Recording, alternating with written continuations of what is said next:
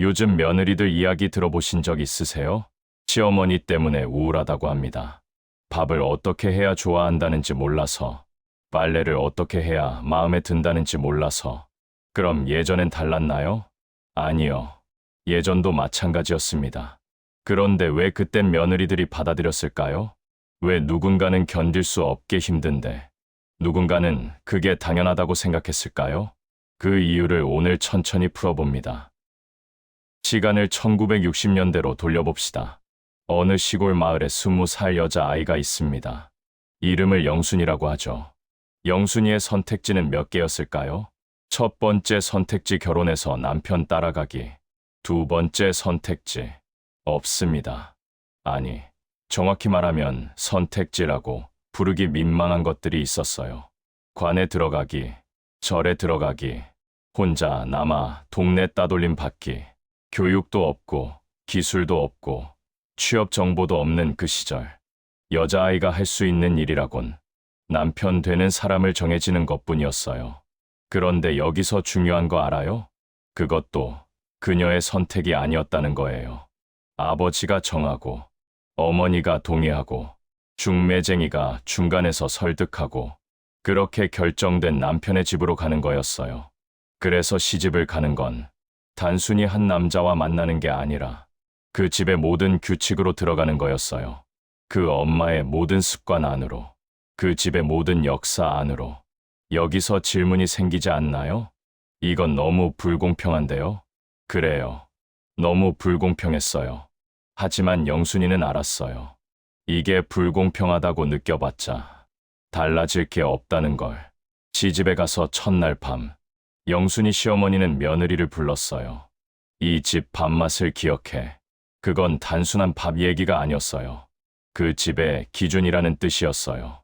미역국을 끓일 때 미역을 얼마나 넣는지, 된장을 얼마나 타는지, 반찬을 어디에 놓는지, 그 모든 게 규칙이 되고, 그 규칙을 지키는 게 효도가 되고, 효도를 하지 않으면 칭얼대는 여자가 되는 거였어요.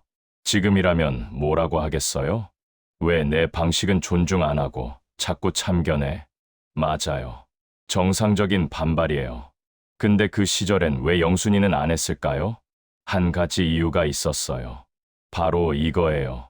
이 남편이 내가 볼 때 좋은 사람이 되려면 이 시어머니를 행복하게 해야 한다. 미안해요. 다시 말할게요. 내가 싫으면 남편이 날 택할 수 없다. 그리고 한번 시집 가면 돌아올 수 없었어요. 이혼이라는 게 있었지만 이혼한 여자는 버려진 여자였어요. 재혼도 안 되고 따돌림도 당하고, 그래서 견디는 것이 선택이 아니라 생존이 되는 거였어요. 아, 그런데 여기서 더 중요한 게 있어요. 시어머니만 원망했다면 이렇게까지 받아들이지 못했을 거예요. 하지만 그 시어머니도 자기 시어머니에게서 같은 것을 당했었어요. 그래서 시어머니는 생각했어요. 나도 당했으니까 너도 당해야 공평해. 이건 말이 안 되지만 그 시절 심리론 정당성이 되었어요. 그래서 며느리는 견디는 거고, 시어머니는 가르치는 거고, 남편은 그 가운데서 침묵하는 거였어요. 왜냐하면 남편도 알았거든요. 어머니를 거스르면 내가 불효가 되고, 아내를 편들면 나도 함께 버림받는다. 모두가 갇혀 있었어요. 그 당연함이라는 이름으로. 그런데 생각해봐요. 영순이가 시집에 간 지 10년. 남편은 회사에서 일만 하고 집엔 돈만 가져왔어요. 아이들은 셋이 되었고 시어머니는 점점 늙어갔어요. 그리고 어느 날 시어머니가 아파졌어요. 밤샘으로 간호했던 건 영순이었어요. 열을 재고 약을 먹였고 누가 시키지 않았는데도 죽을 쓰고 속옷도 빨아줬어요. 그리고 어느 날 밤 시어머니가 영순이의 손을 잡았어요. 고마워. 그 말 한마디였어요.